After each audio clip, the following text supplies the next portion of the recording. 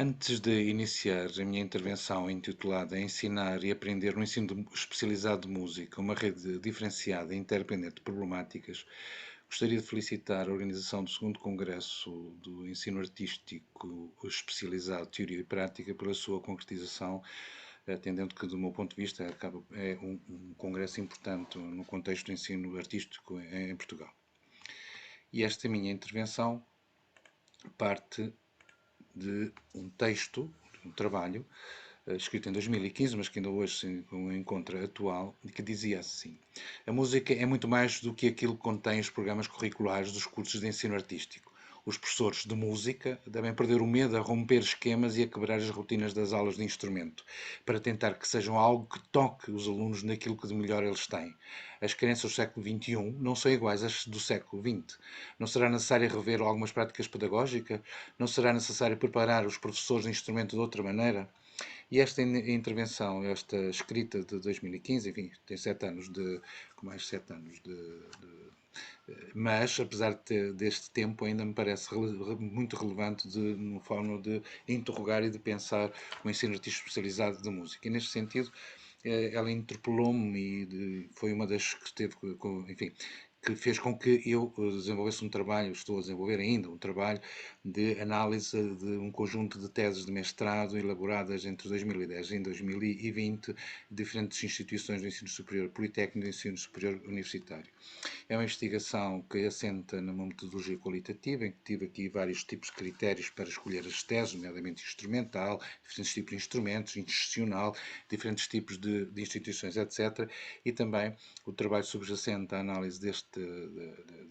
teses assenta na análise do conteúdo, é através da elaboração de um conjunto de categorias, como, por exemplo, concepções de ensino, concepção de conservatório enquanto organização, concepção de professor, por exemplo, entre outras.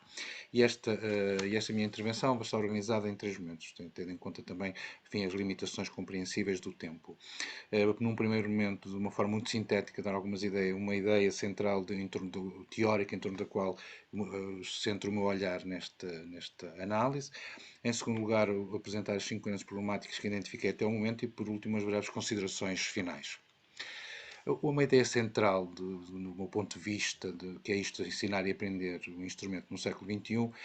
tem como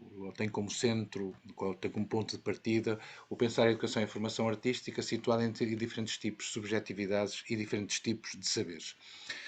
Saberes de natureza técnica, mas também saberes de natureza relacionada com os diferentes tipos de interpretação, relacionadas com as criatividades, a criação e a experimentação, saberes relacionais, isto é, o aprender a viver e lidar com o outro, saberes contextuais, a música de Beethoven é diferente da música de Bach, por exemplo, saberes relacionados com a apresentação pública e a organização de um espetáculo, saberes relacionados com o exercício e gestão da profissão, quer sob o ponto de vista do músico, quer sob o ponto de vista docente, e saberes relacionados com a ligação entre o formal e o informal. E tudo isto configura que o ensino da música, o ensino especializado de música, em qualquer ponto em que ele se desenrola, é um ensino policentrado, é um ensino que se exerce muito para além do contexto de uma escola. E destas problemáticas que eu identifiquei até o momento, uma primeira problemática tem a ver com isto que eu designo as hierarquias às complementaridades, formal e informal. Num texto de 2013, o Silva escreve que os professores entrevistados revelaram a necessidade de se considerarem as aprendizagens informais dentro de um contexto formal de aprendizagem. Revelaram também como estes dois contextos refletem na sua formação específica enquanto músicos e professores, considerando que esta aprendizagem é mais rica, ou foi mais rica e completa devido às experiências que estiveram fora do marco institucional da escola. E, portanto, e por isso, procuram de algum modo incorporar estratégias e metodologias que são características destas aprendizagens nos contextos mais formais. Uma outra ideia que aparece relacionada com este tipo de problemática tem a ver com a questão do ouvir e ler. E como escreveu o Costa em 2015, em grande parte das escolas de música, o ensino de instrumentos está quase desde o início relacionado com 3 objetivos: leitura, desenvolvimento técnico, preparação para a performance. As crianças que começaram a aprender um instrumento são quase imediatamente confrontadas com a notação como condição necessária para tocar a grande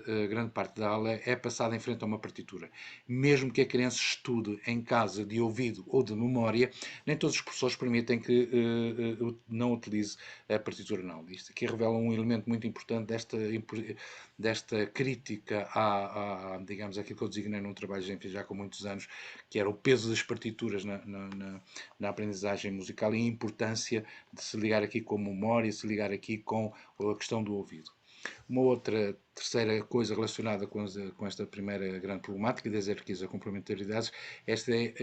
situada entre o ensino individual e o ensino coletivo, como escreve Moreira. O ensino de caráter individual permite uma concentração mais pormenorizada em competências específicas pessoais, mas a influência positiva do grupo em várias dimensões da aprendizagem musical também parece inigualável. Escreve Moreira que, neste sentido, o trabalho em grupo e o trabalho individual direcionado para o grupo reveste uma importância extrema neste processo de aprendizagem. Uma outra problemática tem aquilo que eu designo da docência como mediação e facilitador das aprendizagens, isto é, utilizando as palavras de Dias,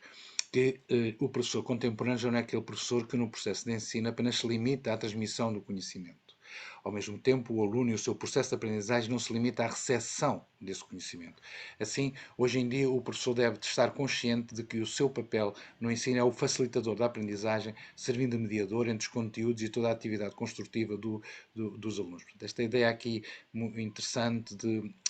pensar o professor não como mero transmissor do conhecimento, mas como alguém que ajuda, que faz mediação entre diferentes tipos de saberes e conhecimentos e simultaneamente é um facilitador das aprendizagens. Uma outra problemática tem a ver com os modos de trabalho pedagógico e artístico e é aquilo que eu digo dos imaginários e das imagéticas. E como escreve Chaga Limova, em 2015, pela minha própria experiência de trabalho com alunos, muitas vezes compreendo que a obra musical é para eles um conjunto das notas, uma tarefa de execução das notas. É importante explicar que cada obra tem uma ideia e é um transmissor de sentimentos. A leitura imagética que o aluno faz do texto não verbal se constrói na imaginação e memória, interferindo no comportamento humano, que cria essa mesma memória quando acrescenta situações atuais que dão sentido aos fenómenos da consciência. E este pensamento me parece muito relevante, articulando aqui as questões da memória, da história da memória, e simultaneamente essa história e a memória que é recriada em situações contemporâneas. Uma outra dimensão importante das problemáticas situa-se naquilo que eu designo pela criatividade, experimentação e improvisação. E como escreveu Costa num outro trabalho de 2016, embora o uso pedagógico da improvisação seja fortemente defendido por inúmeros autores e pedagogos desde que se inicia a aprendizagem do instrumento musical, este não é de todo implementado na maioria das salas de aula dos professores de música instrumental em Portugal, nem em grande parte dos programas de ensino instrumental clássico, exceto no ensino do jazz, onde é recorrente. Esta é uma ideia também bastante importante e a ter em atenção a necessidade e a importância da criatividade, da improvisação e da experimentação, tendo em conta os vários tipos e várias tipologias musicais. E, por último, uma problemática relacionada com a investigação e a produção do conhecimento, naquilo que eu designo desrotinar as rotinas. Como escreveu Farrapa, a análise e reflexão dos procedimentos usados pelos professores em sala de aula devia ser uma prática comum. Na verdade, investigar sobre o efeito que o nosso trabalho tem a curto, médio e longo prazo nos alunos é algo que não acontece nos nossos conservatórios, que há muitas seguem uma linha de procedimentos tradicionalistas adotados apenas a alunos com determinados tipos de características. Não deixa de ser muito interessante também esta